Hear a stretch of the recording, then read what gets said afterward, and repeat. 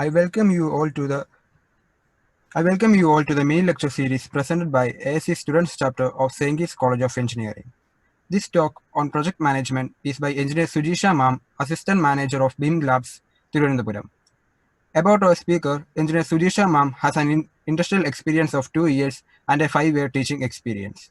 She was involved in various projects during her career and is a certified professional for Revit Architecture and AutoCAD 2010. She also has proficiency in various softwares like ETABS, StartPro, Primavera Project Planner, etc. She was involved and has handled various technical activities. I welcome Engineer Surisha Ma'am to this talk with utmost pleasure. Thank you.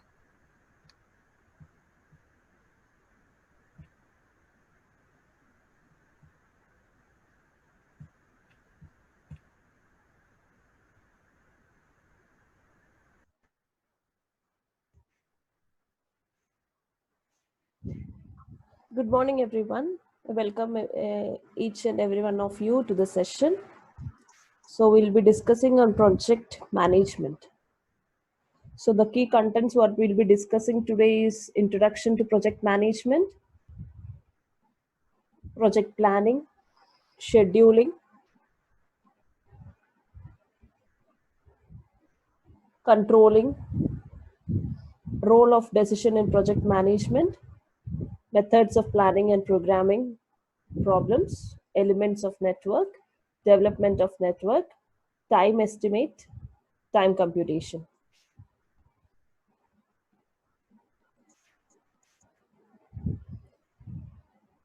So a project is composed of jobs, activities, functions, or tasks that are related one to the other in some manner, and all of these should be completed in order to complete the project. Every project has one specific purpose. It starts at some specific moment and it is finished when its objectives has been fulfilled. For completion of a project, two basic things are required: material resources, manpower resources. Many countries rich in material resources are exceedingly poor in terms of level of production or plan achievement, while there are other countries which have very limited natural resources but have achieved a higher level of productivity mainly because of talents, skills, experience, and known how of for their people. Availability of quality and use of human resources is a single determinant factor in accomplishing project objectives. Rapid accumulation of scientific technique in the recent past has not been matched by a corresponding improvement in the sphere of human group relations. In other words, sociology has not kept pace with technology. We are now in a position to utilize fully our technology advancement unless we are also able to advance in social sphere. Here comes the role of management. While technology deals with material things, management deals with both material things as well as human beings. Management increases the productivity through technological innovation, taking into account human factors involving in these advances. Each project, whether big or small, has three objectives. The project should be completed with a minimum of elapsed time.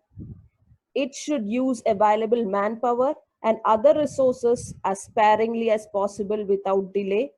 It should be completed with a minimum of capital investment without delay. Project management is a highly specialized job to achieve the above objectives. Project management involves the following three phases: project planning, project scheduling, project controlling. Out of the above three phases of project management, the first two phases are accomplished before the actual project starts. The third phase is operative during the execution of the project, and its aim to recognize the difficulties during the execution and to apply measures to deal with these difficulties. Project planning. Planning is the most important phase of project management. Planning involves defining objectives of the project, listing of tasks or jobs that must be performed, determining gross requirements for materials, equipment, and manpower, and preparing estimates of cost and duration for the various jobs or activities to bring about the satisfactory completion of the project. Planning is important because it provides direction, it provides unifying framework, it helps to reveal future opportunities and threats, it provides performance standards. In the planning phase, plan is made and strategies are set, taking into consideration the company's policies, procedures, and rules. Plan. It is a statement of intent, that is, what is to be done. It is interpreted in terms of what has to be done to resources to achieve the intent. The resources to be used may be office staff, tradesmen, labor, materials, plant and machinery, space, and funds. Plans are detailed methods formulated beforehand for doing or making something. Plans simply list the goals and define the means of achieving them.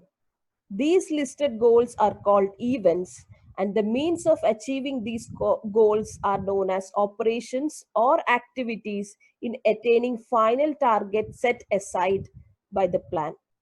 The size of the activities depend on nature and scale of project. However, each activity should be sufficiently well defined for work on them to proceed without interrupting from other tasks. Activities are those operations of plans which take time to carry out and on which resources are expended. Strategies is one important type of plan. It specifies a central concept or purpose of the enterprise as well as the means by which it intends to carry that purpose. Now let us discuss about the policies, procedures, and rules. Policies, procedures, and rules differ from each other in degree of specificity. Policies usually set broad guidelines for the enterprise. For example, it might be the policy of a departmental store that if a customer is dissatisfied with any of its sale article, his or her money will be refunded. Procedure specify how to proceed in some situation. For example, before refunding the money of the customer, the salesman should carefully inspect the article to be returned and then obtain approval from the manager for the refund. A rule is even more specific guide for action. For example, the departmental store may have a rule that under no conditions will the money be refunded to the customer if he or she brings the defective article after 15 days of purchase. Thus, plans should be finalized and strategies should be set only after taking into considerations the company's policies, procedures, and rules. So these are the steps in project planning. Define, establish, develop, evaluate, determine, test, choose, decide. Define the objectives of the project is in definite words. Establish goals and stages intermediate to attain the final target. Develop forecast and means of achieving goals, that is, activities. Evaluate organizations' resources, financial, managerial, and operational to carry out activities and to determine what is feasible and what is not. Determine alternatives, individual courses of action that will allow to accomplish goals. Test for consistency with company's policies. Choose an alternative which is not only consistent with its goal and concept, but also one that can be accomplished with the evaluated resources. Decide on a plan. During the planning phase, the information needed is about all those operations or activities which have to be carried out before the project is completed, their sequence, and their logical interrelationship. Now comes the main important thing, resources. In running a project, there is a basic need of resources. These resources can be classified as material resources, equipment resources, space resources, effort or manpower resources, time resources. Or simply we can say it as what, how, where, who, and when.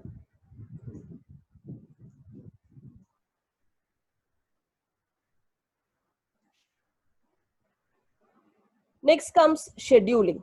Scheduling is the allocation of resources. These resources in conceptual sense are time and energy, but in practical sense are time, space, equipment, and effort applied to material. More specifically, scheduling is the mechanical process of formalizing the planned functions, assigning the starting and completion dates to each part of the work in such a manner that the whole work proceeds in logical sequence and in an orderly and systematical manner. In other words, scheduling is the laying out of the actual activities of the project in time order in which they are to be performed and calculating the manpower and material requirements needed at each stage of production along with the expected completion time of each of the activities. So the different steps involved in scheduling phase are calculate, assign, give, and allocate.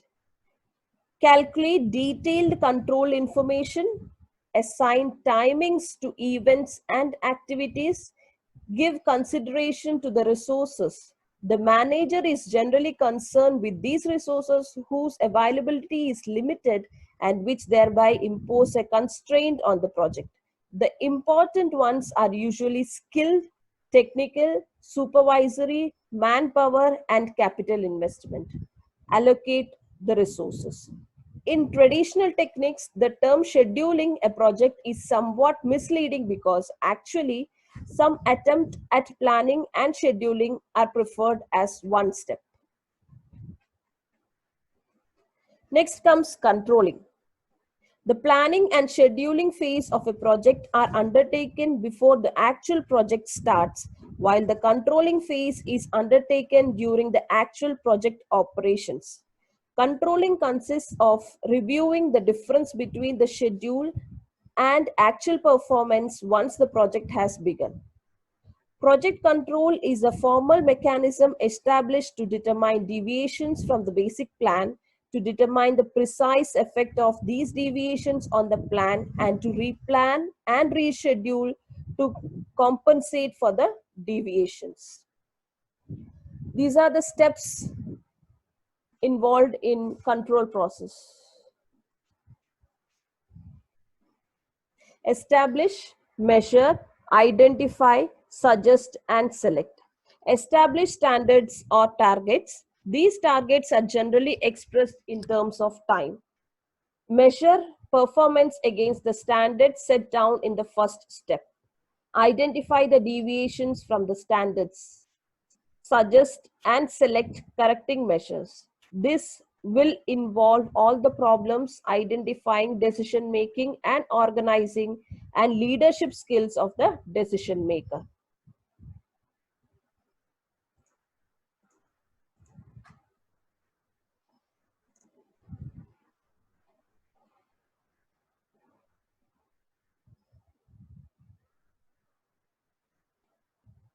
So next comes the role of decision in project management. While planning, organizing, staffing, leading, scheduling, and controlling are the basic functions of management, each of these clearly involve decisions. Decision as to which plan to implement, what goals to achieve, what ways to use, and so forth. The success or failure of management is judged from the decision it makes at various stages. A poor decision may lead to the failure of a project. If a poor decision is made and a wrong road is chosen, none but luckiest survive. These are the different steps in decision making. Identify, develop, analyze, make. Identify the central problem, develop alternatives, analyze the alternatives, make final decision.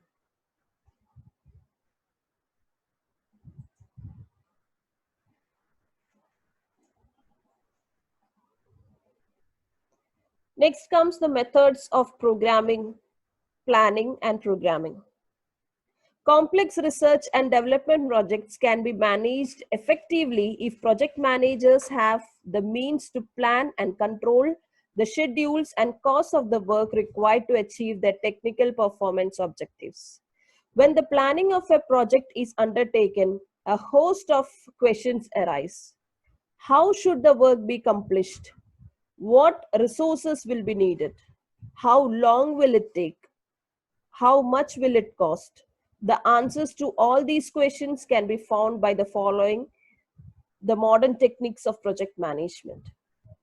Managers at all levels need improved techniques at all stages in a project too. Define the work to be performed, develop more realistic schedule and cost estimates based on resource plan to perform the work, determine where resources should be applied to best achieve the time, cost, and technical performance objectives. Identify those areas developing potential delays or cost overruns in time to permit corrective action.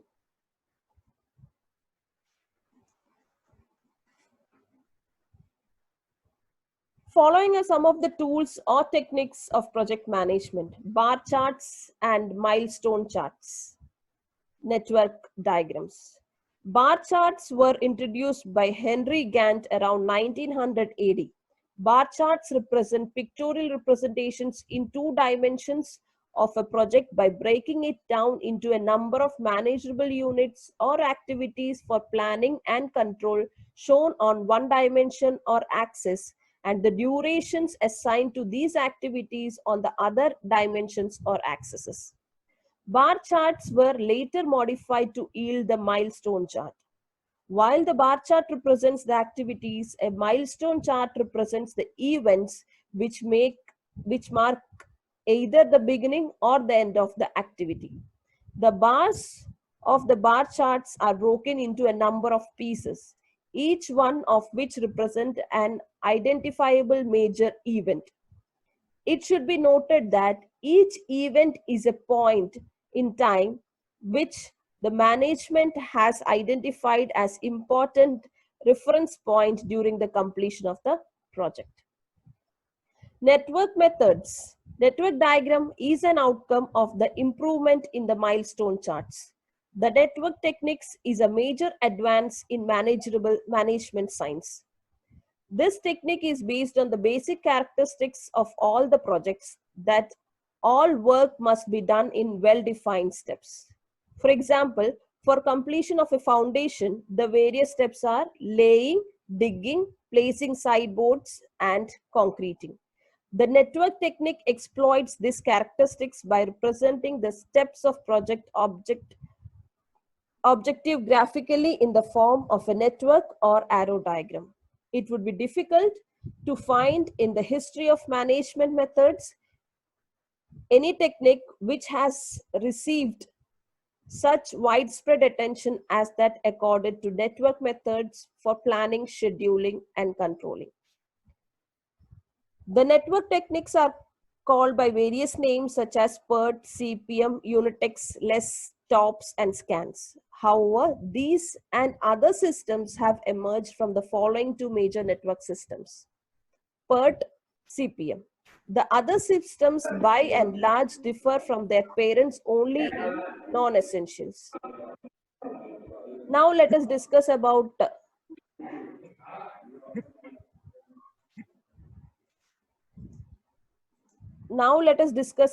PERT.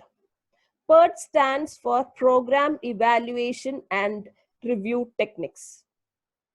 The PERT system uses a network diagram consisting of events which must be established to reach project objectives. An event is that particular instant of time at which some specific part of a plan is to be achieved. It indicates a point in time and does not require any resources. PERT uses event-oriented network diagram in which successive events are joined by arrows. For example, in a foundation construction project, the various events must be foundation laying standards, foundation excavation, sideboard fixing, concreting, completed, etc. The approach of event orientation in network diagram grew out of the desire to report on the project process via discriminant management milestone. PERT system is preferred for those projects or operations which are of non-repetitive nature or for those projects in which precise time determination from various activities cannot be made. In such projects, managements cannot be guided by the past experience. They are referred to as one-through operations or projects. For example, the project of launching a spacecraft involves the work never done before. For such a project, the range of possible technical problem is immense in such research and development projects. The time estimate made for use may be little more than guesses. PERT system is best suited for such programs. CPM stands for Critical Path Method. In Critical Path Method networks, the whole project consists of a number of clearly recognizable jobs or operations called activities. Activities are usually operations which take time to carry out and on which resources are expended. Junctions between activities are termed as events. The CPM networks are often referred to as activity-oriented diagrams in which each activity is represented by an arrow and the sequence in which the activities are performed is known as the sequence of the arrows. For example, in foundation construction project, the various activities may be lay out the foundation trench, excavate the foundation, put sideboards, concrete the foundation base, etc. CPM network are generally used for repetitive type projects. For those projects for which fairly accurate estimate of time for completion of each activity can be made and for which cost estimations can be made with fair degree of accuracy. For example, CPM is very useful for construction projects. However, it is not suitable for research and development projects.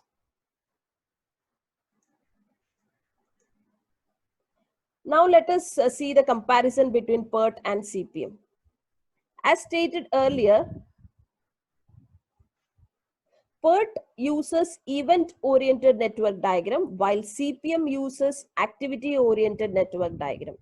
This does not mean that PERT system does not have activities and CPM system does not have events. In PERT, emphasis is given on events while in CPM, emphasis is given on activities. Both PERT and CPM have many things in common, however, they differ only on the following. In CPM, the time estimates for completion of activities are with fair degree of accuracy, while in PERT system, time estimates are not so accurate and definite. In CPM, cost optimization is given prime importance. The time duration for completion depends upon the cost optimization. The cost is not directly proportional to time. On the other hand, in PERT, it is assumed that cost varies directly with time. Attention is therefore paid to minimize the time so that minimum cost results.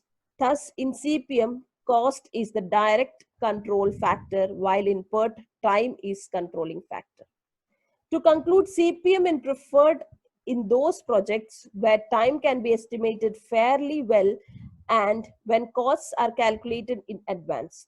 On the other hand, PERT is used in those projects where there is an extreme degree of uncertainty and where control over time overweights control over cost. PERT is therefore more frequently used for research and development type of projects, which has uncertainty about the time required for the development, research, engineering, design, and ultimate construction. CPM is used on those projects which employ long developed and well-seasoned components and which are based on more or less stable technology. For such works, changes occur mainly in design, sizes, shapes, and arrangements rather than in design concept.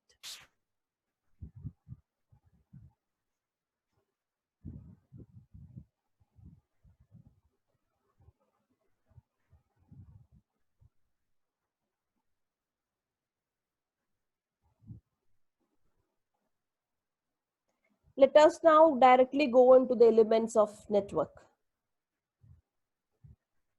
A network is a flow diagram consisting of activities and events connected logically and sequentially. In the network diagram, an activity is represented by arrows while events are represented by usually by circles as shown in the figure shared.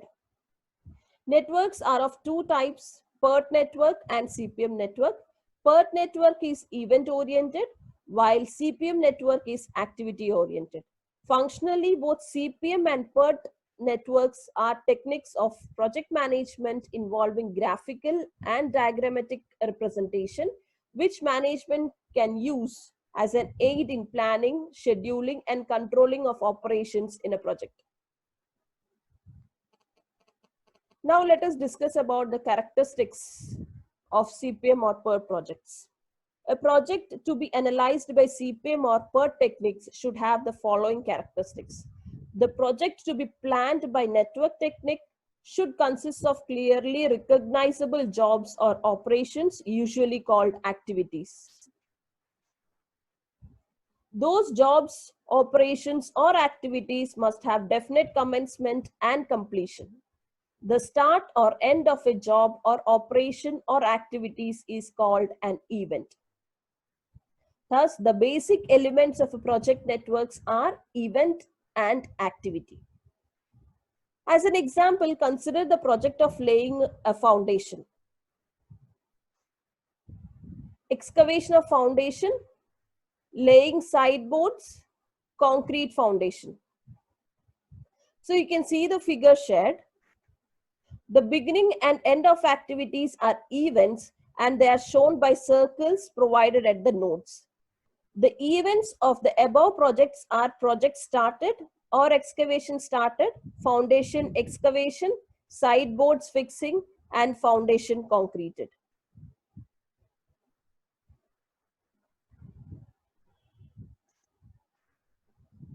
So now let us discuss what is event.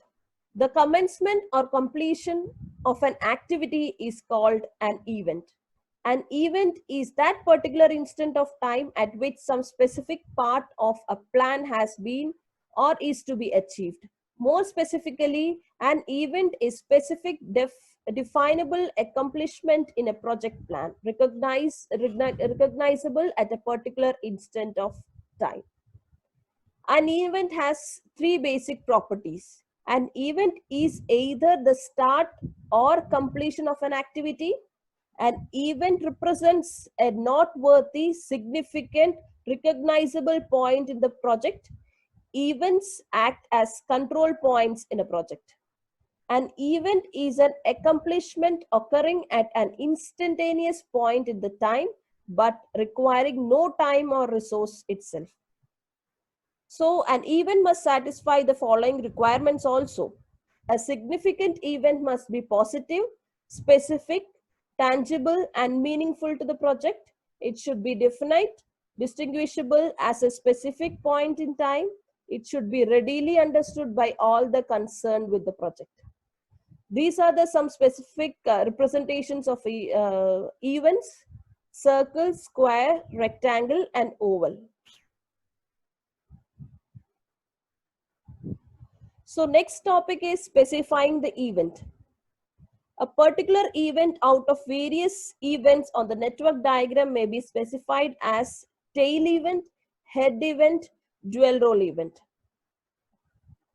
A tail event is the one which marks the beginning of an activity. If a particular tail event represents the commencement of the project, it is known as the initial event.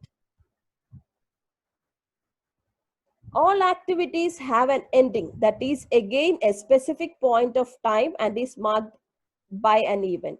Such an event is known as head event because in a network diagram, it is connected to the head or bordered end of arrow.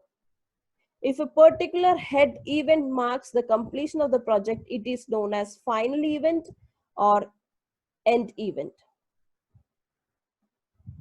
Actually, most of the events serve dual functions. That is, they are head events to some activity and tail event to other activity. All events except initial and final events are dual role activities.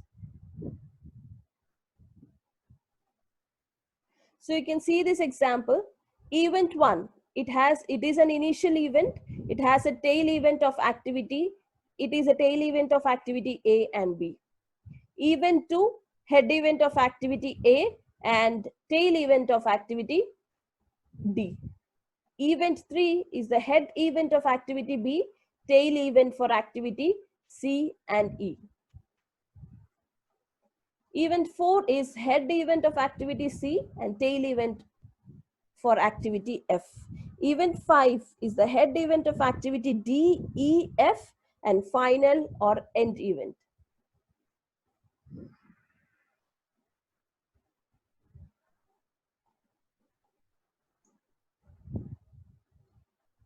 Now we shall discuss about the interrelationship between events. The completion of a project which has been split into a number of activities passes through a number of events.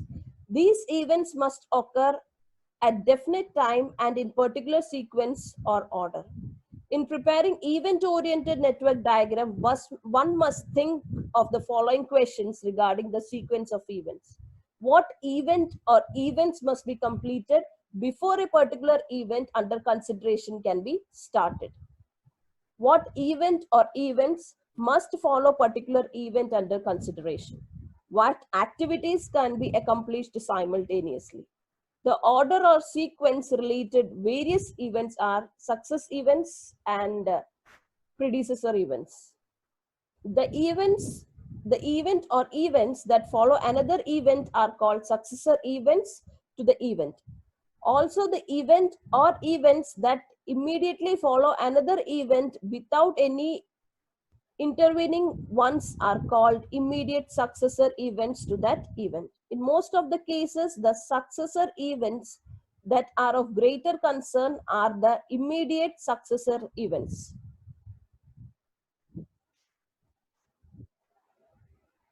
The event or events that occur before another event are called predecessor events to that event. Also, the event or events that immediately come before another event without any intervening ones are called immediate predecessor events. Now let us see this example. Event 2, 3, 4 and 5 are successor events of 1.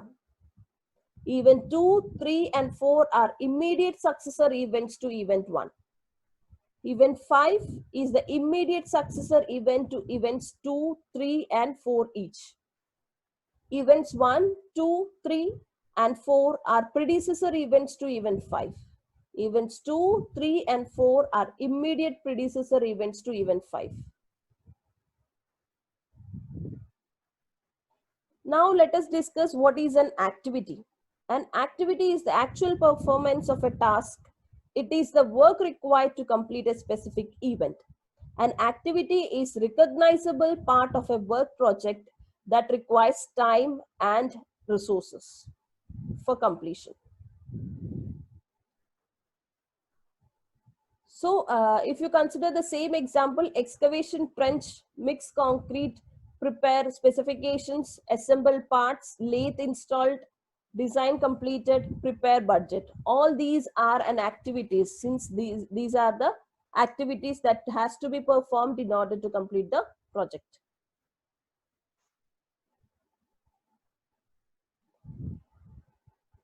Next comes the representation and identification. In a network diagram, activities are represented by simple arrows, usually drawn from left to right. The length of the arrow does neither represent the magnitude of work involved nor the time required for completion. It is thus not a vector quantity. The length of the arrow is chosen to suit the drafting convenience. The identification or description of an activity can be done in any of the following ways. The activities can be identified in terms of the events they connect by using the event numbered. Activities can be identified by use of English alphabet such as P.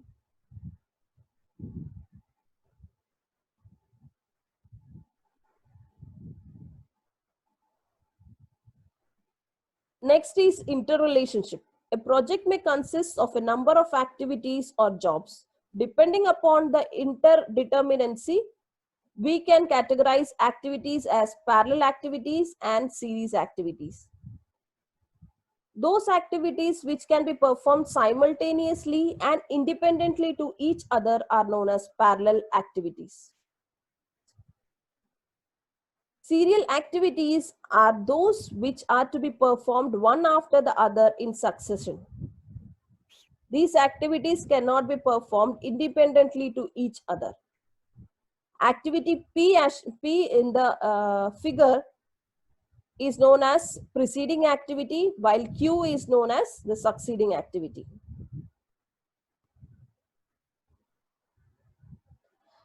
One of the major or important term in project management is dummy.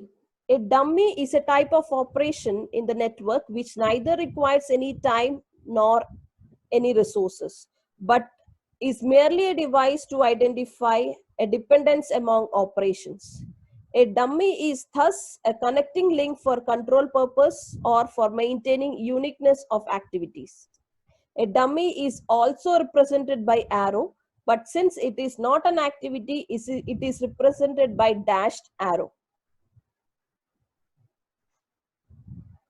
A dummy is identified by the number of the terminal nodes, as shown in the figure.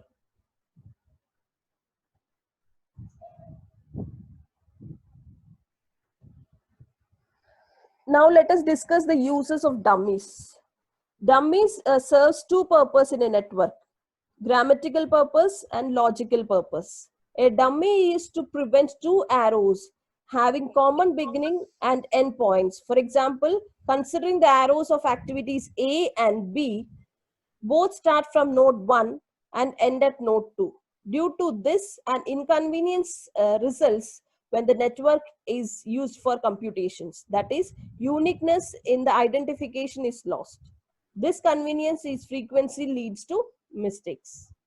The trouble can be avoided by using a dummy link as shown in the right side figure. Dummies are also used to give logical clearance representations in a network having an activity common to two sets of operations running parallel to each other.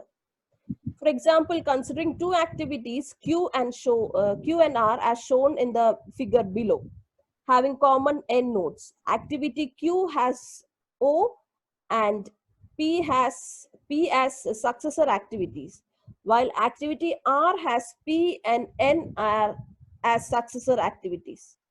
Figure shows the illogical representation of the activities because activity P cannot have dual identity. It should have unique identity. This uniqueness can be maintained by introducing two dummies, P1 and P2, as shown in the logical representation figure.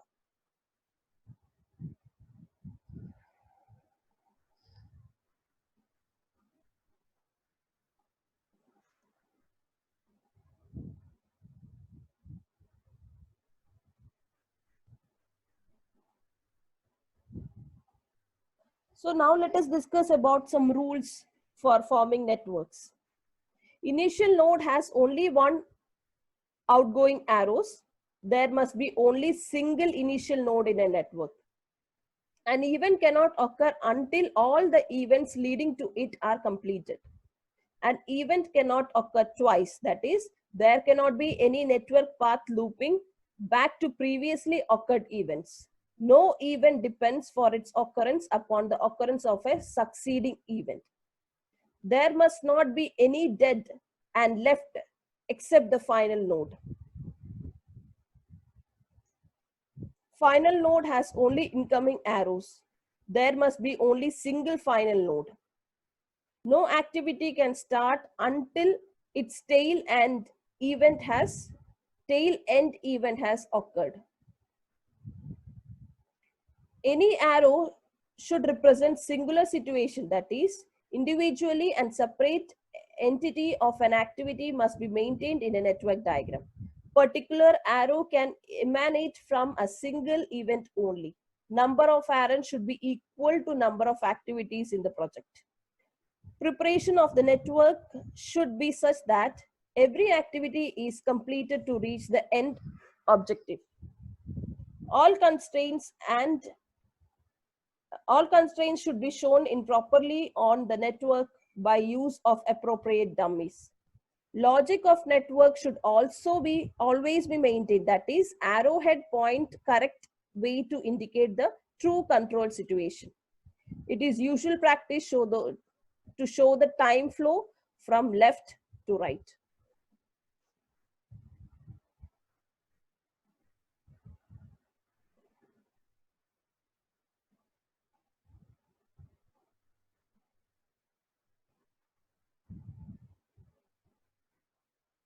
Next comes the planning for network construction. Depending upon the sense of thinking with respect to the end configuration of a plan, networks can be constructed either by forward planning or by backward planning, or by combination of both forward and backward planning. Forward planning, in this method, the planner starts from the initial event and builds up the events and activities logically and sequentially until the end event is reached. In this method, while considering an activity, a planner asks himself the following questions. What event comes next? What are dependent events? What events can take place concurrently? The answer to these questions is not that simple, especially in a complex situation. Next is backward planning. In this method, the planner starts from the end event and arranges the events and activities until the initial event is reached. Keeping the goal in view, the planner asks himself, if we want to achieve this, what events or activities should have taken place? Combined planning. In practice, a combination of both forward planning and backward planning is followed. At any stage, the planner may need traverse the network backward and forth several times until it is found to be satisfactory. In this method, the planner must ask himself the following questions at any stage of network planning. What event or what events must be completed before the particular event can start? What event or events follows this? What activities can be accomplished simultaneously?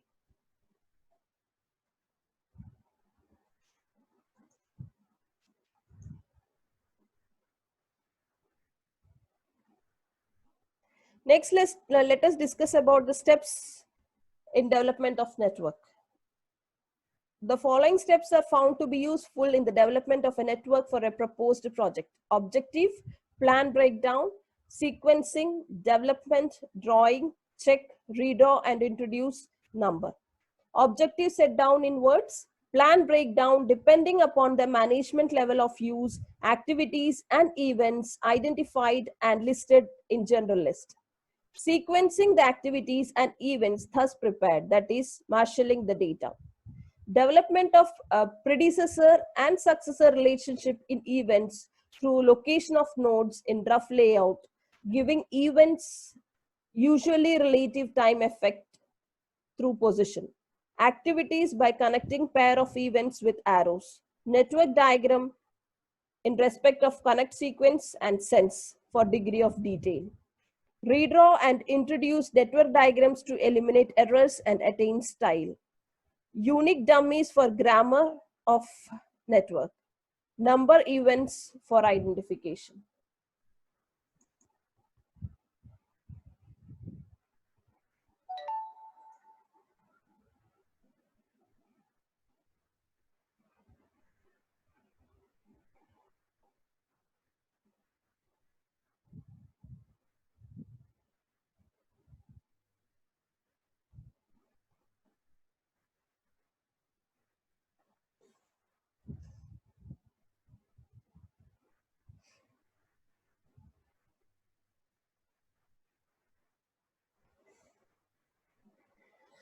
Sorry.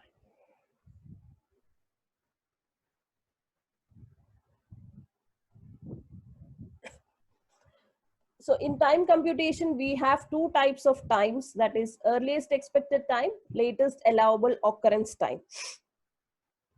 The earliest expected time is the time when an event can be expected to occur. It is represented by symbol TE and appear above or below the node in a network. The earliest expected time is computed by adding the expected times of all the activities along an activity's path leading to that event. If more than one activity paths lead to an event, then the maximum of the sum of TE along the various paths will be given the earliest expected time.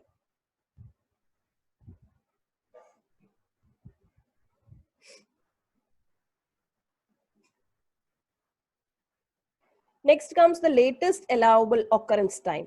A planner is equally concerned with the completion of the project within the scheduled time. For each event, therefore, some time limit is allotted by which that event must occur. The latest time by which an event must occur to keep the project on schedule is called the latest allowable occurrence time. It is denoted by symbol TL, that is therefore another event time. Now let us see this example. With this example, you'll be familiar with the calculation of earliest expected time and latest allowable occurrence time. So if you see this event 10, after the event 10, the next event is 20. So the starting event is 10. So the initial time, let us discuss about TE first and then come on to TL. So on above the event TE, the value is 0 since it is the starting initial event of the project. So after completing the event, between the 10 and 20 event, we have an activity of duration 5. So in order to complete that activity, the TE of event 20 will be 0 plus 5. So it will be 5 again. So when you come to the event 30, so in order to complete the activity between the event 20 and 30, the time duration taken is 10. So in order to complete that activity, the T of event 30 will be the 5, that is the duration to complete the activity 10-20 is 5. So 5 plus the next activity duration, that is 10. So that in together will get 15. So when you come to the event 50, you have 2 events before that or 2 activities before that. So you have 2 TE values depending upon that. So the first TE value of 20 is 5 and the second TE value of 30 is 15. So if you combine 15 plus 7, you'll get 22. And if you combine 12 plus 5, you'll get 17. So you have 2 TE values for event 50. So what is the highest value you have to adopt that? So we are taking it as 22. So in the same way, when you come back to 40, you have only one event before that. Its time period is 5. So 5 plus 8 will give you 13. So the TE value of event 40 is 13. So when you come back to 60, for 60, you have 3 activities before. So the TE of the first activity is 15, second activity is 22, and third activity is 13.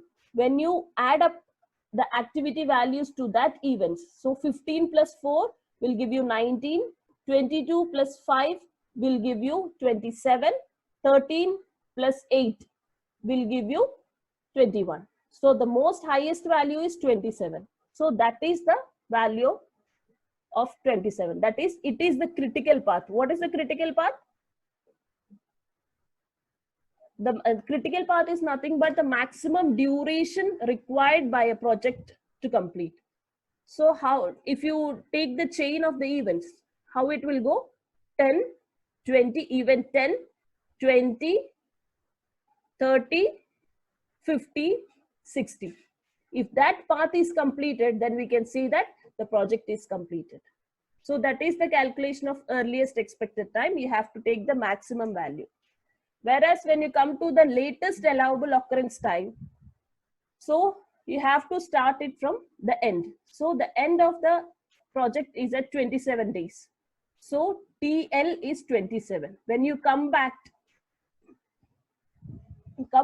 you'll get TL value 27 minus 4. Then 27 minus 8 and 27 minus 5. So in this way, you have to go back so that you'll get a value of 0 at the end. Critical path is nothing but the maximum time taken by the project in order to complete. So if you consider this example, the maximum time taken is in the direction 10, 20, 30, 50, 60. If that path is completed, then the critical path, that project will be completed. So as you are hearing all these for the first time, you'll feel it as a bit difficult. When you practice it more, you'll feel it as easy.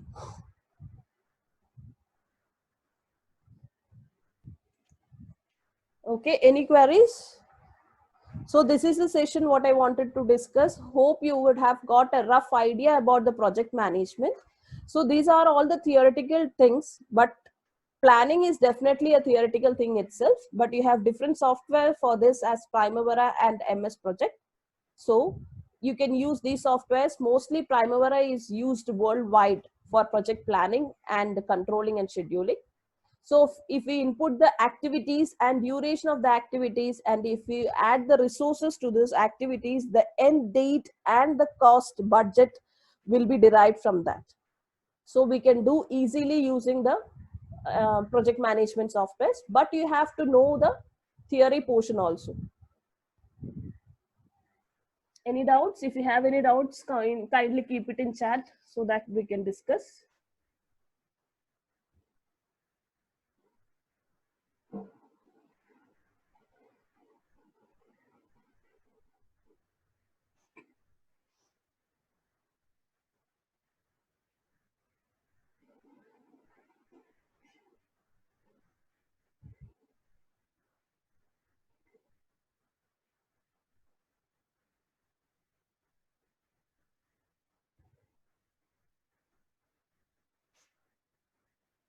Okay, I hope there are no questions. If you have, kindly keep it in chat. So let me first discuss, let me take 2 to 3 minutes to discuss about our company.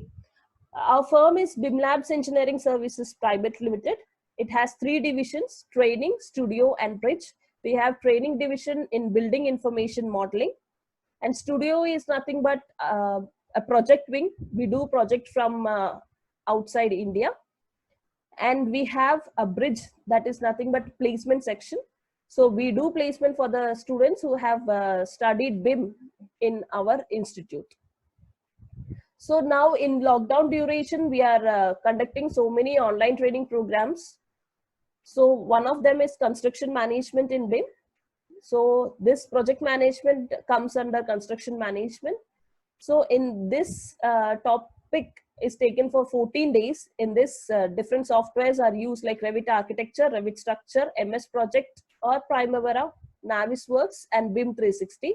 All these softwares are handled, trained, and we do have a 7 days online training program on MicroStation. And we have a 14 days training program on Revit MEP. These are all online training programs. We do have 5 days training program on Primavera also.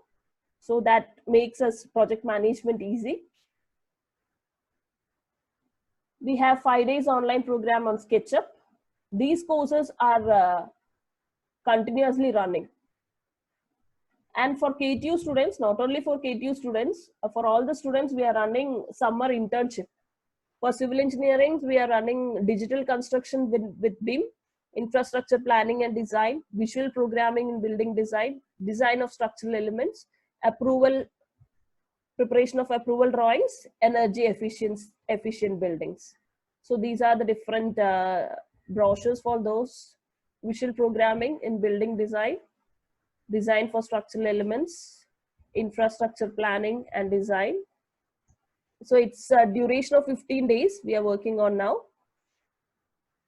Digital construction with BIM, preparation of approval drawings, energy efficient building. Okay, these are the topics we are working out now. Actually, in our office, we have different courses like the architectural BIM, construction management BIM, structural BIM, MEP BIM, as well as master in BIM courses. So BIM, I think I'll just give you a sentence of BIM. BIM is nothing but building information modeling. So it is a technology, it is not a software, it is a technology. Okay, so from the initial conceptual design of a building, the cycle starts from the initial conceptual design of a building till the demolition of that phase is called BIM. So the process involved in in between this cycle will be taught using different tools like Revit Architecture, StatPro, ETABS, project management.